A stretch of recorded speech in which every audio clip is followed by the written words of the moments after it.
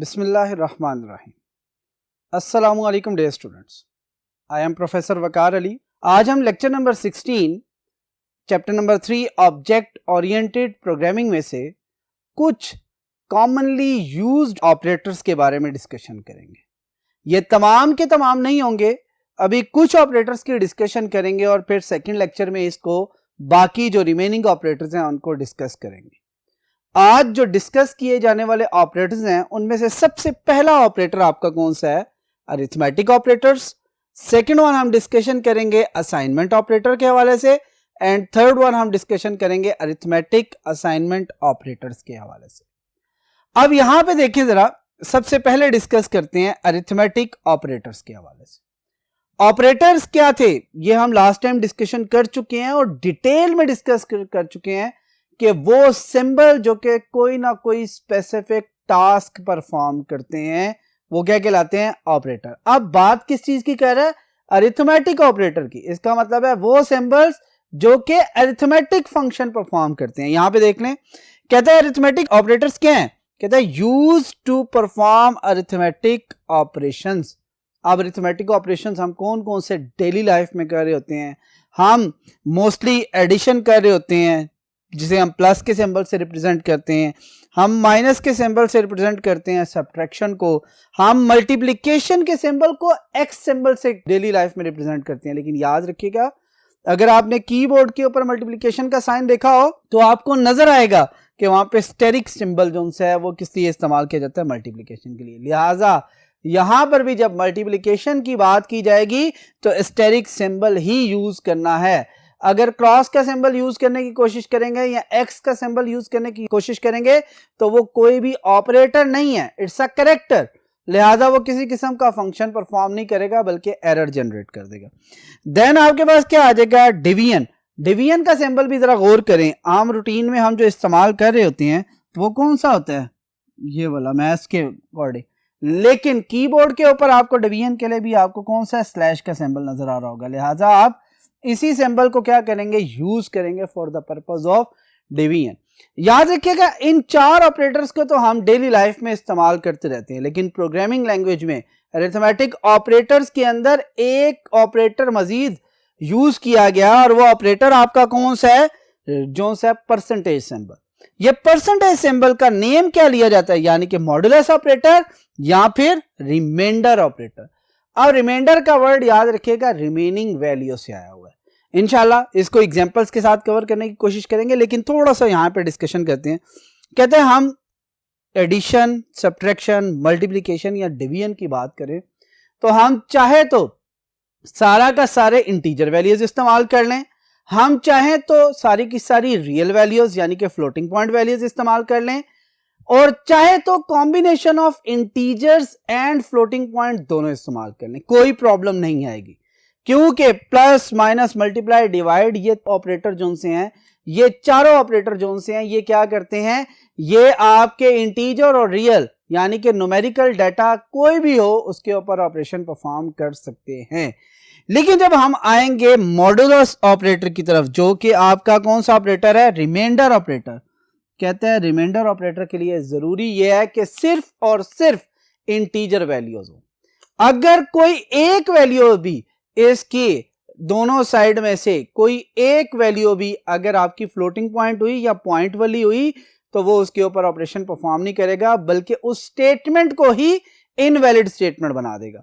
आगे फर्दर चलते हैं, मूव करते हैं टुवर्ड्स नेक्स्ट बोर्ड और इससे रिलेटेड जितने भी एग्जांपल्स हैं उनको सॉल्व करने की कोशिश करते हैं, जिसमें हमें एडिशन, सब्ट्रैक्शन, मल्टीप्लिकेशन, डिवीजन के हवाले से बहुत ज्यादा डिस्कशन की जरूरत नहीं है। जिसमें सबसे ज्यादा डिस्कशन की जरूरत है आपकी मॉडुलस या रिमाइंडर ऑपरेटर के हवाले से। लिहाजा हम रिमाइंडर की एग्जांपल्स को ही बहुत ज्यादा इस्तेमाल करेंगे और उसको समझने की कोशिश करेंगे कि ये कैसे काम करता है और किस तरह आपको जो सा वैल्यू या आंसर जो सा वो देता है। चलें चलते हैं टुवर्ड्स नेक्स्ट बोर्ड। जी डियर स्टूडेंट्स, अब हम बात करते हैं जो हमने अरिथमेटिक ऑपरेटर्स पढ़े हैं उनकी एग्जांपल्स के हवाले से। मैं पहले बता चुका हूं कि एडिशन, सब्ट्रैक्शन, मल्टीप्लिकेशन, डिवीजन ये चारों ऐसे ऑपरेटर हैं जो कि डेली लाइफ में हम इस्तेमाल करें, इसमें हमें किसी किस्म का कोई इशू नहीं है। हम 2 + 4 करें, 2 + 4.5 करें, हम 3.5 + 3.5 करें, हम 3.5 को मल्टीप्लाई बाय 2 करें, हम 3.5 को डिवीजन बाय 3.5 करें, हम किसी तरह से भी काम करें, ये एग्जैक्टली हमें कैलकुलेटर के ऊपर या किसी भी लैंग्वेज के अंदर ये इसको सॉल्व कर सकते हैं। लेकिन जब हम बात करते हैं रिमाइंडर ऑपरेटर की, मॉडुलस ऑपरेटर की, तो मैंने क्या डिस्कशन की है सबसे पहले कि मॉडुलस ऑपरेटर के लिए सबसे पहली बात यह है कि इसके दोनों साइड्स पे इंटीजर वैल्यूज का होना जरूरी है। लिहाजा आज हम इस लेक्चर के अंदर सबसे ज्यादा जो एग्जांपल्स करेंगे अरिथमेटिक ऑपरेटर्स में से वो सिर्फ रिमाइंडर ऑपरेटर के हवाले से करेंगे। रिमाइंडर ऑपरेटर के हवाले से मैंने कुछ ना कुछ जो सी एग्जांपल्स लिखी हुई हैं इनको सॉल्व करने की कोशिश करते हैं। कहते हैं अब देखिए लिखा हुआ है 20 रिमाइंडर 6, इसको थोड़ा समझिएगा। कहते हैं याद रखिएगा ये रिमेनिंग वैल्यू निकालता है आफ्टर डिवीजन। इसका मतलब है कि डिवीजन यहां पर भी हो रही है लेकिन वैल्यू कौन सी लेगा, रिमेनिंग। हम जरा कोशिश करते हैं पहली वैल्यू को सॉल्व करने की। देखिए 20 रिमाइंडर 6 का मतलब है 20 आप क्या करें इनसाइड रख लें और 6 आपका क्या होगा आउटसाइड। अगर हम गौर करें तो 6 × 3 आपका क्या बनता है 18। यहां तक बात क्लियर होगी। अब यहां पे मैं क्या कह रहा हूं, रिमेनिंग क्या बचा 2, रिमेनिंग क्या बचा 2, यानी कि ये वैल्यू बेसिकली आपकी क्या है रिमाइंडर वैल्यू। ये आपकी वैल्यू कौन सी है रिमाइंडर वैल्यू। इसका मतलब क्या है कि जी रिमाइंडर आपका कब आएगा, जब आपकी वैल्यू कंप्लीट डिवीजन होगी या नहीं होगी। जो भी एंड पर रिमेनिंग बच जाएगा वो आपका क्या कहलाएगा रिमाइंडर कहलाएगा। लिहाजा 20 रिमाइंडर 6 जब भी बात करेंगे तो क्या बनेगा आपका 2। क्लियर बेटा। अब आगे चलते हैं दूसरी एग्जांपल की तरफ, ज्यादा बेहतर तरीके से इसे सॉल्व करने की कोशिश करते हैं। अगेन क्या कहता है 13 रिमाइंडर 4, 13 इनसाइड 4 आउटसाइड, यानी कि जो भी आपकी लेफ्ट वैल्यू होगी वो इनसाइड आएगी और जो भी आपकी राइट वैल्यू होगी वो क्या होगी आउटसाइड आएगी। 4 × 3 क्या बनता है 12, रिमेनिंग क्या बचता है 1। अगेन ये देखें ये कौन सी वैल्यू है रिमाइंडर वैल्यू। लिहाजा 13 रिमाइंडर 4 का आंसर क्या आ जाएगा 1। ये भी बात क्लियर होगी, किसी किस्म का कोई इश्यू तो नहीं है। गुड। आगे चलते हैं। अब 15 रिमाइंडर 4 की बात करते हैं। थर्ड एग्जांपल की तरफ हम आगे। 15 आपकी लेफ्ट वैल्यू है, लिहाजा इसे कहां लिखेंगे आउटसाइड, और इसके साथ आपकी 4 जो सी है वो क्या आपकी राइट वैल्यू है। लिहाजा 4 से हमने डिवीजन करनी है। हम क्या करेंगे अगेन 4 × 3 12, रिमेनिंग क्या बचा 3। अब ये जो 3 है आपका ये बेसिकली क्या आपका रिमाइंडर। लिहाजा हम क्या करेंगे 15 रिमाइंडर 4 पे जाके क्या लिख देंगे 3। बात क्लियर हुई, किसी किस्म का कोई इश्यू तो नहीं है। अब इससे नेक्स्ट एग्जांपल की तरफ जाते हैं। लिखा क्या हुआ है 10 रिमाइंडर 5। यहां पे आ जाते हैं, सॉल्व करने की कोशिश करते हैं। 10 रिमाइंडर 5, 5 × 2 क्या बता 10, रिमेनिंग क्या बचा है 0। इसका मतलब है जब भी कोई वैल्यू कंप्लीट डिवाइड होगी तो क्या होगा आंसर शुड बी 0। यहां पे बात क्लियर होगी ना कि अब यहां पे देख लें जब भी कंप्लीट डिवाइड होगी आंसर क्या आएगा 0 आएगा। इसका मतलब है रिमेनिंग अब कुछ नहीं बच रहा, रिमेनिंग क्या रहा है 0 हो गया है। क्यों, क्योंकि जो वैल्यू थी वो कंप्लीट की कंप्लीट क्या हो चुकी है डिवाइड हो चुकी है। अब इससे नेक्स्ट चलते हैं 4 रिमाइंडर 5, बहुत इंपॉर्टेंट है ये। अब देखिए अभी तक हमने जितनी वैल्यूज देखी हैं उसमें इंटरनल वैल्यू जो सी थी आउटर वैल्यू से क्या थी बड़ी थी, यानी कि आपका न्यूमिनेटर क्या था ग्रेटर देन था डिनोमिनेटर। यहां पर क्या हुआ है, यहां पे न्यूमिनेटर की वैल्यू लेस है डिनोमिनेटर। अब यहां पर कुछ बातें आपको बतानी जरूरी हैं, वो इससे पहले हम डिस्कशन करते हैं। वो कहता है कि जी अगर आपका डिनोमिनेटर की वैल्यू है 4 तो इसके जो मॉडुलस हैं या रिमेनिंग क्या बन सकते हैं, 0, 1, 2 एंड 3, 0, 1, 2, 3। इसी तरह एग्जांपल दे रहा हूं, अगर आपका डिनोमिनेटर 99 है तो 0, 1, 2, 3 एंड अप टू 98। इसका मतलब है लास्ट वैल्यू देख ले क्या है, अगर 4 है तो 4 माइनस 1, 99 है तो 99 माइनस 1, 98। अब जरा गौर करते हैं, हमारे पास डिनोमिनेटर में वैल्यू क्या है, 5। अगर वैल्यू ऑफ 5 तो वैल्यू क्या आ जाएगी, 0, 1, 2, 3 एंड 4। अब जरा गौर करें, जो वैल्यू हम डिवाइड करना चाह रहे हैं क्या वो रिमाइंडर सेट का हिस्सा है, जैसे कि 4 है, 4 तो खुद इसके रिमाइंडर सेट का हिस्सा है। और दूसरा ऑप्शन कहता है अगर न्यूमिनेटर की वैल्यू डिनोमिनेटर से कम हो, लेस हो, तो आपका जो न्यूमिनेटर है वही क्या बन जाता है, आपका आंसर बन जाता है। उसके लिए आपको मॉडुलस की जरूरत ही नहीं है। क्यों, अगर मैं बात करूं यहां पर 5 इंटू 1 5, वो तो वैल्यू ही ज्यादा हो जाएगी। 5 को 0 से मल्टीप्लाई करूं तब भी 0 आएगा और रिमेनिंग क्या रहेगा, 4 रहेगा। लिहाजा न्यूमिनेटर की वैल्यू जब भी आपकी डिनोमिनेटर वैल्यू से क्या होगी, बड़ी होगी, तो ऑटोमेटिकली आपका जो न्यूमिनेटर है वो रिमाइंडर बन जाएगा। क्लियर हो गया यहां तक? गुड। एक एग्जांपल मजीद लिख रहा हूं ताकि आपको एक्सप्रेशन की थोड़ी सी जान पहचान करवा सकूं। फॉर एग्जांपल मैं लिखता हूं 11 रिमाइंडर 5.5। ये बड़ी इंपॉर्टेंट एग्जांपल है, अक्सर लोग इस पे कंफ्यूजन होते हैं। कंफ्यूजन क्यों? क्योंकि वो सॉल्व करना शुरू कर देते हैं। मैंने क्या कहा था, इंटीजर के ऊपर से वर्क करता है रिमाइंडर, लिहाजा यहां पे पहली वैल्यू तो इंटीजर है, दूसरी वैल्यू आपकी फ्लोटिंग पॉइंट है। जैसे ये लिखा हुआ नजर आएगा इसका मतलब है ये आपका क्या है, इनवैलिड एक्सप्रेशन। यहां तक बात क्लियर? अब कोई एक वैल्यू या दोनों वैल्यू अगर इसमें से फ्लोटिंग पॉइंट आ गई तो आपका जो सा मॉडुलस ऑपरेटर है या जो रिमाइंडर ऑपरेटर है वो किसी किस्म का काम नहीं करेगा। लिहाजा यहां से हमें क्लियर होना चाहिए कि जी जब भी हम मॉडुलस की बात करेंगे तो इसके लेफ्ट और राइट दोनों साइड पे इंटीजर वैल्यूज का होना जरूरी है। दोबारा देख लेते हैं थोड़ा सा, जैसे कि 20 रिमाइंडर 6 था तो हमने जब सॉल्व किया यहां पर तो 6 इंटू 3 18 आया, रिमेनिंग क्या बच गया, 2 लिख दिया। 13 रिमाइंडर 4 था, 13 को 4 से डिवाइड किया, 3 से 12 आया, रिमेनिंग क्या बचा, 1। फिर 15 रिमाइंडर 4 था, 15 को 4 से डिवाइड किया तो रिमेनिंग क्या बचा, 3। 10 को जब 5 से डिवाइड किया तो रिमेनिंग क्या बचा, 0। 4 रिमाइंडर 5, क्योंकि 4 आपका न्यूमिनेटर लेस देन डिनोमिनेटर था, लिहाजा 4 बिकम्स द आंसर। और लास्ट एक्सप्रेशन जो मैंने अभी लिखा है इसलिए लिखा था ताकि आपको यह बता सकूं कि इनवैलिड क्यों किस केस में है, वो ये था कि मॉडुलस का ऑपरेटर सिर्फ और सिर्फ इंटीजर वैल्यूज पे काम कर सकते हैं, वो किसी भी फ्लोटिंग पॉइंट वैल्यूज के ऊपर काम नहीं कर सकता। और अगर फ्लोटिंग वैल्यू के ऊपर काम नहीं कर रहा तो कोई एक वैल्यू या दोनों वैल्यू अगर फ्लोटिंग पॉइंट हुई तो इट मींस कि आपका एक्सप्रेशन क्या है, इनवैलिड एक्सप्रेशन है। यहां तक बात क्लियर होगी? Good, excellent. अब बात करते हैं असाइनमेंट ऑपरेटर की। सेकंड ऑपरेटर है, ये बहुत इंपॉर्टेंट है। हमारे एक्सप्रेशंस के अंदर इसका इस्तेमाल सबसे ज्यादा किया जाता है। कहता क्या है, use to assign value of an expression to a variable.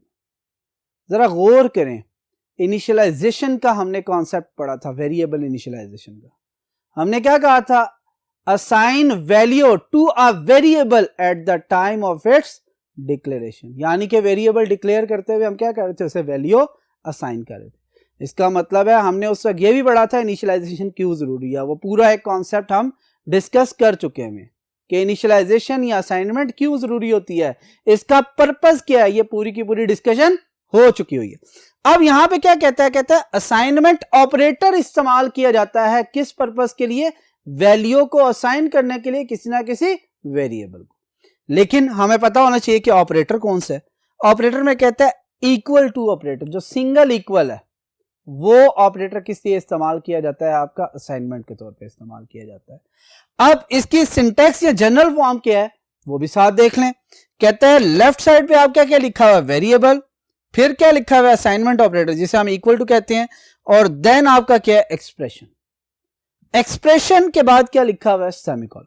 ये बड़ा इंपॉर्टेंट है। अगर इसे मैं जनरल फॉर्म में लेके आऊं तो बेसिकली ये वेरिएबल क्या कहलाता है, लेफ्ट वैल्यू, इक्वल के बाद आपके क्या आता है, राइट वैल्यू। लेफ्ट वैल्यू के बारे में बात सुन लें, हमेशा याद रखिएगा लैंग्वेज के अंदर लेफ्ट वैल्यू हमेशा क्या रहेगी, वेरिएबल। ये कभी भी एक्सप्रेशन, कभी भी कांस्टेंट, कभी भी आपका कोई और चीज नहीं हो सकती, ये हमेशा क्या रहेगी, वेरिएबल। क्यों, उसकी वजह यह है कि कहता है हमेशा राइट वैल्यू किसे असाइन होती है, लेफ्ट वैल्यू को। बात क्लियर होगी, लेफ्ट वाली वैल्यू राइट वैल्यू को असाइन नहीं होती। मैथमेटिक्स में हम क्या करते हैं, हम चाहे a इक्वल टू बी कर दें या b इक्वल टू a कर दें, हम कहते हैं b की वैल्यू a को असाइन कर दें या a की वैल्यू b को असाइन कर दें, दोनों स्टेटमेंट सेम है। लेकिन यहां पे दोनों स्टेटमेंट सेम नहीं है। अगर मैं लिख रहा हूं a इक्वल टू b, इसका मतलब है b की वैल्यू किसे असाइन करें, a को। और अगर मैं लिख रहा हूं b इक्वल a, तो इसका मतलब है a की वैल्यू b को असाइन करें और b की जो प्रीवियस वैल्यू है उसे क्या कर दे, रिमूव कर दे। लिहाजा इसको समझना बहुत ज्यादा जरूरी है। जनरल फॉर्म में से हमें पता चला कि जो आपका असाइनमेंट स्टेटमेंट है, यानी कि असाइनमेंट ऑपरेटर को यूज करते हुए जो स्टेटमेंट बन रही है, क्या असाइनमेंट स्टेटमेंट है। इसके अंदर जो लेफ्ट वैल्यू है वो हमेशा क्या होगी, आपकी वेरिएबल होगी। जबकि राइट वैल्यू आपकी क्या हो सकती है, वो एक सिंपल कांस्टेंट हो सकता है, वो एक एक्सप्रेशन हो सकता है, वो एक वेरिएबल हो सकता है, वो एक फंक्शन हो सकता है, वो कुछ भी हो सकता है। बात क्लियर हो रही है। हम अब चलते हैं, मूव करते हैं और इस सिंटेक्स के बाद इसके डिफरेंट एग्जांपल्स की तरफ मूव करते हैं। एग्जांपल्स के लिए हम मूव करते हैं टुवर्ड्स नेक्स्ट बोर्ड और देखते हैं कि इसकी एग्जांपल्स क्या कहती हैं। चलिए मूव करते हैं जी डे स्टूडेंट्स। अब बात करते हैं हम असाइनमेंट जो ऑपरेटर इस्तेमाल कर रहे थे उसकी डिफरेंट एग्जांपल्स की। हमने क्या बात की थी, a इक्वल टू 10, 10 क्या है, यहां पर एक कांस्टेंट है। a equal to b, b क्या है, एक वेरिएबल है। इसके बाद देखें a equal to x plus 100, x variable है, 100 कांस्टेंट है, लेकिन प्लस की वजह से ये क्या बन चुका है, एक अरिथमेटिक एक्सप्रेशन है जिसकी वैल्यू कैलकुलेट होने के बाद आपको नजर आएगी। इसी तरह हम सम बिल्ट इन फंक्शंस को भी इस्तेमाल करके असाइनमेंट ऑपरेटर के तौर पे इस्तेमाल कर सकते हैं। आपने देखा होगा जब हमने गेट ch और गेट चे के फंक्शन पढ़े थे तो मैंने क्या लिखा था, वेरिएबल इक्वल गेट ch और गेट चे, वो क्या था, हम असाइनमेंट कर रहे थे और वो वैल्यू जो कि कोई ना कोई हमें फंक्शन लेके दे रहा था, और वो फंक्शन कौन सा था, गेट ch और गेट चे। अब चलते हैं हम नेक्स्ट ऑपरेटर्स की तरफ। These are arithmetic and assignment operator, यानी कि arithmetic assignment operators. Arithmetic operator पढ़ चुके हैं, plus minus multiply divide reminder. Assignment operator पढ़ चुके हैं, इक्वल। अब ये क्या कह रहे हैं, उन दोनों को कंबाइन कर रहे हैं। कहता है जब भी, केमिस्ट्री में कहा जाता है जब भी दो या दो से ज्यादा चीजों को आपस में मिलाया जाता है तो वो कंपाउंड बन जाता है। लिहाजा यहां पर असाइनमेंट ऑपरेटर सबके अंदर कॉमन है और अरिथमेटिक ऑपरेटर चेंज होता रहता है, जैसे कि प्लस माइनस मल्टीप्लाई डिवाइड। उसने क्या बात की है, अरिथमेटिक असाइनमेंट।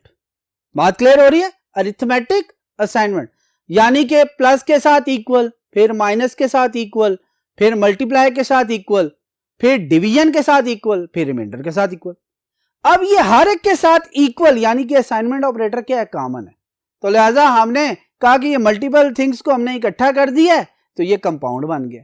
लेकिन हम कंपाउंड ऑपरेटर नहीं इसे कह सकते, क्यों, कोई ना कोई एक चीज तो कॉमन है।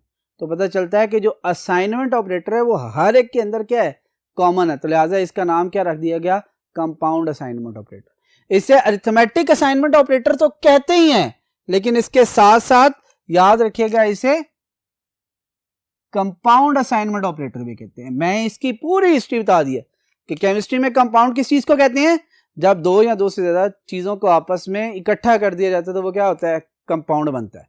यहां पर हमने क्या किया, दो ऑपरेटर्स को आपस में मिला दिया है, कंपाउंड, और एक जो उनसे हर एक के अंदर कॉमन है असाइनमेंट, लिहाजा कंपाउंड असाइनमेंट ऑपरेटर हो गया। अब यहां पे देखिए उसने बात क्या की है, combination of arithmetic and assignment operator. ये हम पहले डिस्कस कर चुके हैं कि दो ऑपरेटर्स को कंबाइन करें, कौन कौन से, अरिथमेटिक और असाइनमेंट ऑपरेटर को। अब यहां पे देखते हैं कि बेसिकली इसका सिंटेक्स क्या है, ये बड़ा इंपॉर्टेंट है। क्यों इंपॉर्टेंट है कि असाइनमेंट पहले आएगा, ऑपरेटर जो सा दूसरा अरिथमेटिक बाद में आएगा, या अरिथमेटिक पहले आएगा वो बाद में आएगा, ये सारी चीजें। सबसे पहले देखें क्या आया वेरिएबल। ये वेरिएबल आपका लेफ्ट वैल्यू के तौर पे हमेशा रहेगा। राइट साइड पे आपका क्या होगा, कोई ना कोई एक्सप्रेशन होगा। जो हमारा मेन फोकस है, जो हमारा सबसे ज्यादा मेन थीम है, वो इस चीज पे रिलाई कर रहा है। OP equal, OP stands for operator. कौन सा ऑपरेटर? अरिथमेटिक ऑपरेटर, क्योंकि इक्वल यानी कि असाइनमेंट ऑपरेटर तो सामने लिखा हुआ है, लिहाजा यहां पे ओपी जेनेरिक फॉर्म है, यानी कि ओपी क्या होगा, अरिथमेटिक में से कोई एक ऑपरेटर होगा। वो प्लस हो सकता है, वो माइनस हो सकता है, वो मल्टीप्लाई हो सकता है, वो डिवीजन हो सकता है, या फिर वो रिमाइंडर ऑपरेटर हो सकता है। यानी कि उन 5 ऑपरेटर्स में से कोई एक ऑपरेटर भी इस ओपी की जगह पे आ जाएगा, तो ये पूरा मिलकर क्या बन जाएगा, आपका कंपाउंड असाइनमेंट ऑपरेटर या अरिथमेटिक असाइनमेंट ऑपरेटर। अब यहां पे हम कुछ एग्जांपल्स की बात कर लेते हैं ताकि हम ज्यादा बेहतर तरीके से देख सकें। अब पहले सबसे पहले ऑपरेटर की बात करते हैं। देखें ऑपरेटर और इक्वल, यानी कि प्लस इक्वल, माइनस इक्वल, यहां पे मैं अंडरलाइन कर देता हूं, plus equal, minus equal, multiply equal, division equal और रिमाइंडर इक्वल। दोबारा बात याद करवाता हूं। मैंने क्या कहा था, अरिथमेटिक ऑपरेटर्स में से plus, minus, multiply, divide, plus, minus, multiply and divide, ये 4 वो ऑपरेटर हैं जिनको आप किसी किस्म की भी न्यूमेरिक वैल्यू दे सकते हैं, चाहे वो इंटीजर्स हैं, चाहे वो आपके फ्लोटिंग पॉइंट है।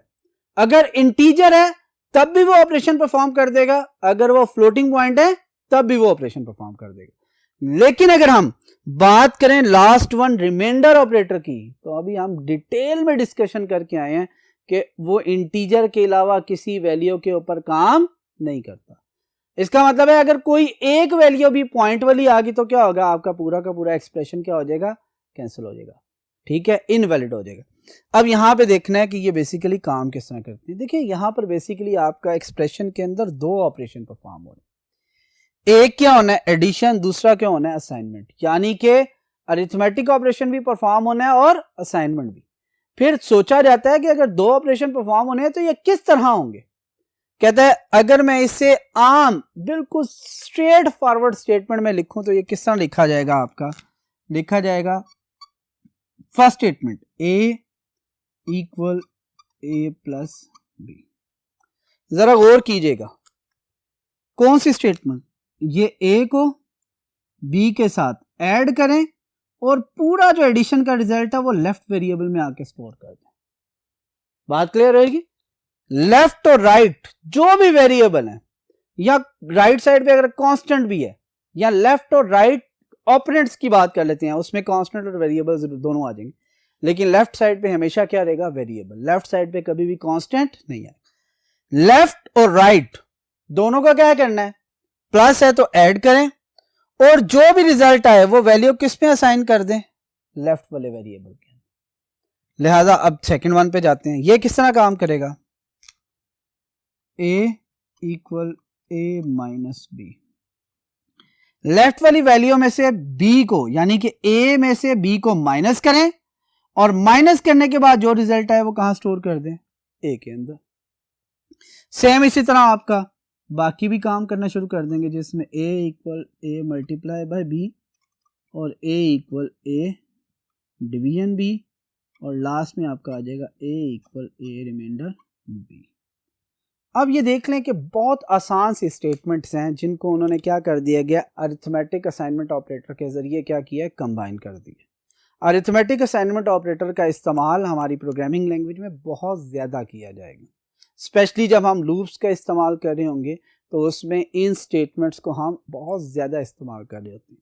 इसलिए ये आपको पता होना चाहिए कि ये स्टेटमेंट किस तरह काम कर रही होती है, इस पर बहुत ज़्यादा ध्यान देने की ज़रूरत है। लेकिन अगेन मैं ये बात कर रहा हूँ बेटा, फर्स्ट 4 के ऊपर ये जो आपकी पहली 4 है, आप इस पे चाहे बात करवाएं इंटीजर की या चाहे बात करवाएं फ्लोटिंग पॉइंट की, लेकिन ये वाला जो सा है ऑपरेटर है, ये किस पे काम करता है, इंटीजर पे। ये कभी भी फ्लोटिंग पॉइंट पे काम नहीं करेगा।